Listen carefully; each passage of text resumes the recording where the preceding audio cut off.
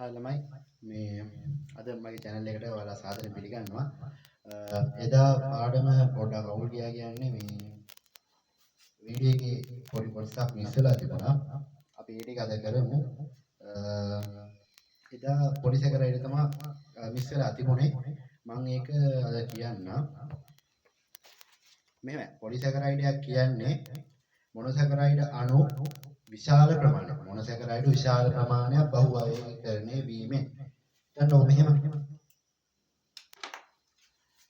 ඔයාලා හිතන්න දැන් මෙහෙම මොනොසැකරයිඩ් වල තියෙනවා කියලා මෙහෙම මොනොසැකරයිඩ් අණු විශාල ප්‍රමාණයක් එකතු වෙලා හරි ඒ කියන්නේ විශාල ප්‍රමාණයක් හිතන්නකෝ ඒක n සංඛ්‍යාවක් කියලා n සංඛ්‍යාවක් එකතු වෙලා තමයි පොලිසැකරයිඩ් කියන එක හැදෙන්නේ. හිතන්න මෙහෙම මොනෝ කියන්නේ එකයි. හරිද? මොනොසැකරයිඩ් මොනෝ කියන්නේ එකයි, ඩයි කියන්නේ දෙකයි, පොලි කියන්නේ විශාල. ඒ කියන්නේ ගොඩක්. පොලි කියන්නේ ගොඩක්. එතකොට පොලිසැකරයිඩයක් කියන්නේ මොනොසැකරයිඩ් අණු විශාල ප්‍රමාණයක් බහු අවයවීකරණය වීමෙන් සෑදෙන ඒකකයක්. හරිද? දැන් එතකොට පොලිසැකරයිඩ් කියන්නේ මොනොසැකරයිඩ් අණු විශාල ප්‍රමාණයක් එකතු වෙලා හැදෙන දෙයක්. හරිද?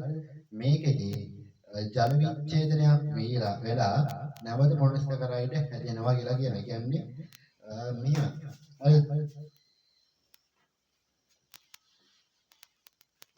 දැන් මෙහෙම පොලිසැකරයිඩ් තියෙනවා කියන්නකො. පොලිසැකරයිඩ් හරිද? මේ පොලිසැකරයිඩ් අරගෙන මේකෙන් ජලය විච්ඡේදනය කරනවා. ජලය විච්ඡේදනය කරාන් පස්සේ නැවත අර කියන මොනොසැකරයිඩ් අණු අර කියන මොනොසැකරයිඩ් කියන්නේ මෙහෙම.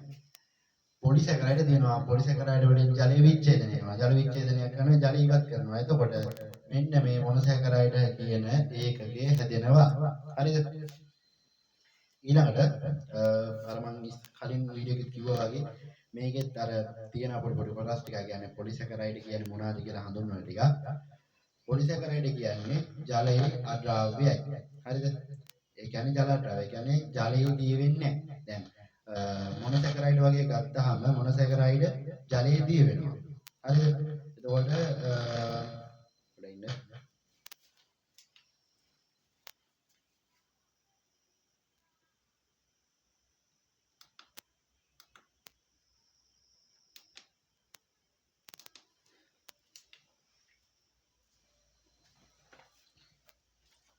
දැන් මේ මොනොසැකරයිඩ් කියන ඒවා ජලයේදී වෙනවා. එතකොට ඩයිසැකරයිඩ්ත් සාමාන්‍ය වශයෙන් ජලයේදී වෙනවා.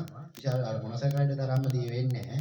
එතකොට පොලිසැකරයිඩ් කියන එක ජලයේ කොහොමද දී වෙන්නේ නැහැ. හිතන්න පිස්ටේ වගේ දෙයක් ජලයේදී වෙන්නේ නැහැ. සෙලියුලෝස් වගේ දෙයක් ජලයේදී වෙන්නේ නැහැ. ග්ලයිකෝජන් වගේ දෙයක් ජලයේදී වෙන්නේ නැහැ. හරි දැන් අපි කතා කරමු ඊළඟට මේවා ස්පටික රූපී නොවේ. හරිද? ග්ලූකෝස් ගත්ත ග්ලූකෝස් ස්පටික රූපී. එතකොට ඒ කියන්නේ ඒවා මොනොසැකරයිඩ්. එතකොට ඩයිසැකරයිඩ් ගත්තත් ඩයිසැකරයිඩ්ත් මේ ස්පටික රූපී. ඒ කියන්නේ කුඩු වගේ. හරිද? එතකොට ඊළඟට මේ පොලිසැකරයිඩ් ගත්තාම පොලිසැකරයිඩ් ජලයේ දිය නොවේ. ඒ වගේම මේවා කුඩු වගේ නෑ. ඒ කියන්නේ ස්පටික රූපී නෑ. හරිද? එහෙම ගන්න පුළුවන්. ඒව නම් අර සාමාන්‍ය දේවල්. ඊළඟට අපි බලමු ඊළඟට මොනවද මේ පොලිසැකරයිඩ් ගැන කියන්න තියෙන්නේ කියලා.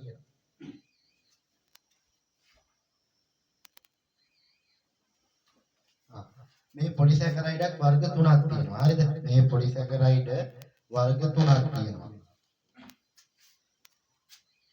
පොලිසැකරයිඩ් වර්ග 3යි. අංක 1 පිස්ටය.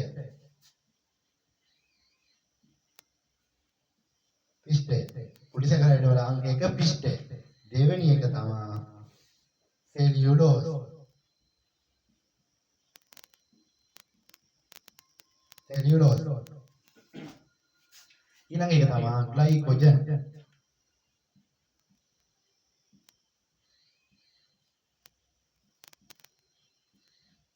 ඊළඟ එක තමයි ග්ලයිකෝජන්. හරිද? ඊළඟට මෙහෙම පිස්ටය කියන්නේ මොනවද? පිස්ටය කියන්නේ ධාන්‍ය වර්ග, අල වර්ග, ඊළඟට පාන්, බත් ඒ වගේ දේවල් වල අඩංගු වන කාබෝහයිඩ්‍රේට් තමයි මේ පිෂ්ඨය කියලා කියන්නේ. හරිද? මේ පිෂ්ඨය ගත්තාම මේවා ශාකවල ගබඩා කරන ශාකයක් තුල ගබඩා කෙරෙන කාබෝහයිඩ්‍රේට් කියලා අපිට හඳුන්වන්න පුළුවන්. හරිද? හිතන්න මෙහෙම දැන් ප්‍රභා සංශ්ලේෂණයේදී හැදෙන ග්ලූකෝස් ප්‍රභා සංශ්ලේෂණයේ හැදෙන මොනවාද? ග්ලූකෝස්. ප්‍රධාන ඵලයේ ග්ලූකෝස්, අතුරු ඵලයේ හැදෙන දේ තමයි අපි ඔක්සිජන් ගන්න. එතකොට ප්‍රභා සංශ්ලේෂණයේදී හැදෙන මේ ග්ලූකෝස් ශාකයේ තුල පරිවහණය වෙන්නේ මොනවාද? ඒ කියන්නේ මොන වගේ විදිහටද ඒක පරිවහණය වෙන්නේ? ග්ලූකෝස් පරිවහණය වෙන්නේ සුක්‍රෝස් හැටියට. ඒ කියන්නේ ප්‍රෝයමී විශේෂ හැටියට තමයි ඒක පරිවහණය වෙන්නේ. ඊළඟට ඒක ශාකය තුල සංචිත වෙන්නේ. ඒ කියන්නේ ශාකය තුල ගබඩා වෙන්නේ මෙන්න මේ පිෂ්ඨය හැටියට. මොන වගේද? මෙන්න මේ පිෂ්ඨය හැටියට. හරිද?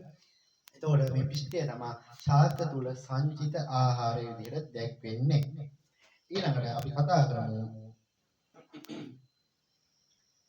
සෙලියුලෝස් ගැන. මොනවාද? සෙලියුලෝස්. පිෂ්ඨය හරි.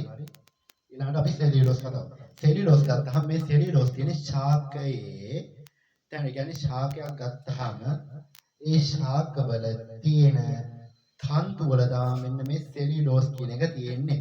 හරිද? සෙලියුලෝස් කියන එක තියෙන්නේ ශාක තන්තු වල. ඒ වගේම ශාක සෛල බිත්තියේ ප්‍රධාන සංඝටකය මෙන්න මේ සෙලියුලෝස්. ශාකයේ සෛලවල තියෙන ප්‍රධාන සෛල බිත්ති සංඝටකය මෙන්න මේ සෙලියුලෝස් කියලා හැඳින්වෙනවා. හරිද? ඔය පොතේ නම් තියෙන මෙහෙම.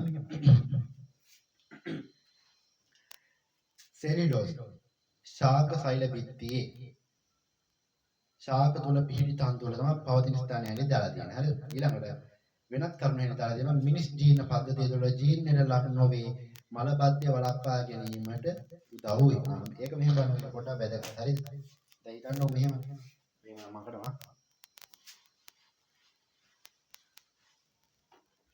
දැන් හිතන්න මෙහෙම දැන් අපි ආහාරයක් ගන්නවා. හරිද? ඒක මම සරලව අඳින්නම් ආහාර ජීන පද්ධතිය.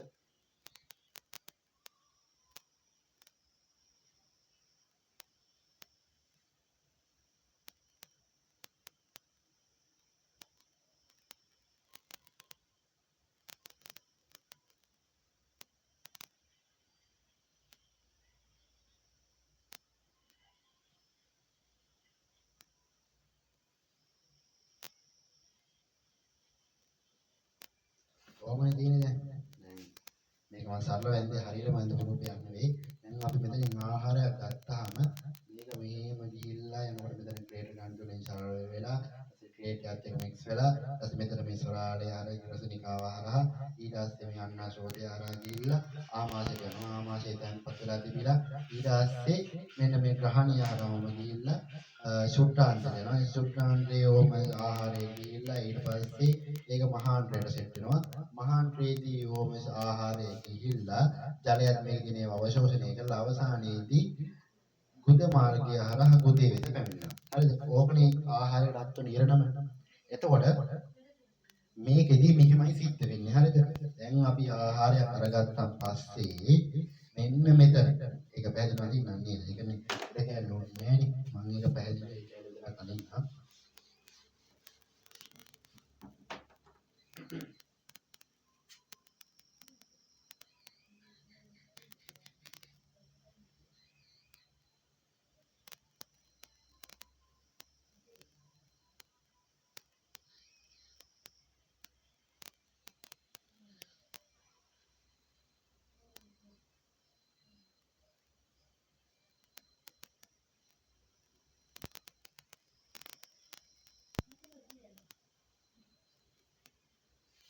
මේක හිතන්නකෝ මේක මෙතන ග්‍රහණ වක්‍රයත් එක්ක සම්බන්ධ වෙලා ළඟ මෙහිම යන දැන් මේක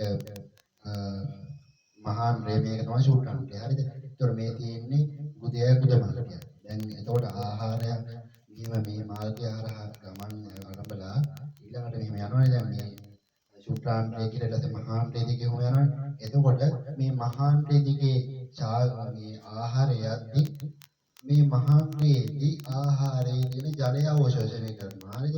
කොහොම ජලය අවශෝෂණය කරනවා.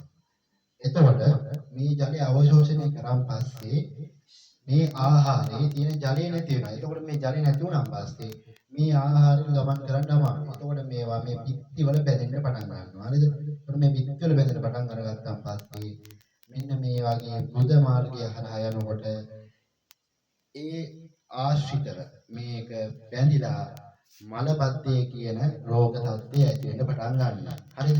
ඒ කියන්නේ ඒකට හේතුව මේවා. හරිද? අවශ්‍ය ප්‍රමාණයට ඒ කියන්නේ වත් ජලය පාලනය නොකිරීම, එතකොට ඒ කියන්නේ නිසි වෙලාවට මල පහ පිට නොකිරීම, මේ වගේ දේවල් ගන්න පුළුවන්. හරිද? එතකොට මේක මෙහෙම සිද්ධ වෙන්නේ.